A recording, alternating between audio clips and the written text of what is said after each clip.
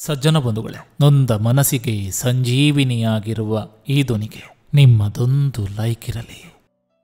ವರ್ಷಗಳು ಬರ್ತಾ ಇರುತ್ತೆ, ಹೋಗ್ತಾ ಇರುತ್ತೆ. ಆದರೆ ಮನುಷ್ಯ ಒಂದ್ಸಾರಿ ಹೋದ್ರೆ ಮತ್ತೆ ಬರೋ ಅವಕಾಶನೇ ಇಲ್ಲ. ಅದಕ್ಕೆ ಹತ್ತಿರ ಇದ್ದಾಗಲೇ ಅವರನ್ನ ಪ್ರೀತಿಸಿ, ಪ್ರೀತಿಯಿಂದ ಮಾತನಾಡಿಸಿ, ಬದುಕು ಯಾವುದೇ ಶುಲ್ಕವಿಲ್ಲದೆ ಎಲ್ಲ ರೀತಿಯ ಪಾಠ ಕಲಿಸುವ ಏಕೈಕ ಮಹಾಸಂಸ್ಥೆ. ಗಿಡದಲ್ಲಿ ಎಷ್ಟೇ ಮುಳ್ಳುಗಳಿದ್ದರೂ ಹೂ ಅರಳಲೇಬೇಕು. ಹಾಗೆ ಮನಸ್ಸಿನಲ್ಲಿ ಎಷ್ಟೇ ನೋವಿದ್ದರೂ ಮುಖದಲ್ಲಿ ನಗು ತುಂಬಿರಬೇಕು. ನೊಂದಾಗ ಸಮಾಧಾನ ಹೇಳಿ, ಎಡವಿ ಬಿದ್ದಾಗ ಮೇಲಕ್ಕೆ ಎತ್ತಿ, ಸುಖ ದುಃಖದಲ್ಲಿ ಭಾಗಿಯಾಗಿ ಜೊತೆಯಾಗಿ ಸಾಗುವ ಪವಿತ್ರ ಬಂಧವೇ ನಿಜವಾದ ಸ್ನೇಹ. ಈ ಜಗತ್ತು ನಾವು ಹೇಳೋ ಸತ್ಯಕ್ಕಿಂತ ನಮ್ಮ ಕುರಿತು ಇತರರು ಹೇಳುವ ಸುಳ್ಳನ್ನು ಹೆಚ್ಚು ನಂಬುತ್ತದೆ. ಪರಿಸ್ಥಿತಿಯನ್ನು ಬದಲಿಸುವುದು ಕಷ್ಟವಾದಾಗ ಮನಸ್ಥಿತಿಯನ್ನು ಬದಲಿಸಿಕೊಳ್ಳುವುದು ಬಹಳ ಉತ್ತಮ.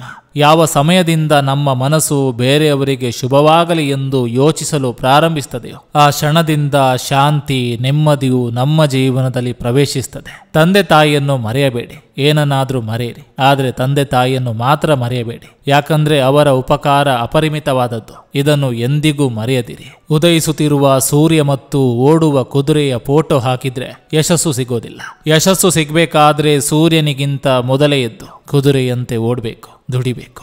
ಜೀವನದಲ್ಲಿ ಯಾವಾಗಲೂ ಸಂತೋಷದಿಂದಿರಿ. ಯಾಕಂದ್ರೆ ಸಂಜೆಗೆ ಬರೀ ಸೂರ್ಯ ಮಾತ್ರ ಮುಳುಗೋದಿಲ್ಲ. ನಮ್ಮ ಆಯಸ್ಸಿನ ಒಂದು ದಿನವೂ ಮುಗಿದಿರ್ತದೆ. ಸಂಬಂಧ ಇರುವ ಬಂಧು ಬಾಂಧವರು ತೋರಿಸುವ ಪ್ರೀತಿಗಿಂತ ಏನು ಸಂಬಂಧ ಇಲ್ಲದವರು ತೋರಿಸುವ ಆತ್ಮೀಯತೆ, ಸ್ನೇಹ, ಪ್ರೀತಿ, ವಿಶ್ವಾಸ, ಅಭಿಮಾನ ತುಂಬ ಶ್ರೇಷ್ಠವಾದದ್ದು. ಪರ್ವತಗಳ ಮೇಲೆ ಕುಳಿತುಕೊಂಡು ತಪಸ್ಸು ಮಾಡುವುದು ಬಹಳ ಸುಲಭ. ಅದೇ ಪರಿವಾರದ ಮಧ್ಯದಲ್ಲಿ ಇದ್ದುಕೊಂಡು ಎಲ್ಲರ ನಡುವೆ ತಾಳ್ಮೆಯಿಂದ ಜೀವನ ಮಾಡುವುದು ಬಹಳ ಕಠಿಣ. ಇದೇ ನಿಜವಾದ ತಪಸ್ಸು.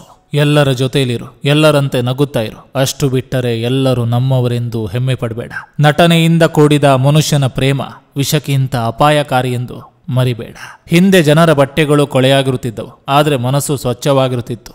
ಈಗ ಜನರ ಬಟ್ಟೆಗಳು ಸ್ವಚ್ಛವಾಗಿದೆ, ಆದರೆ ಮನಸ್ಸು ಕೊಳಕಾಗಿದೆ.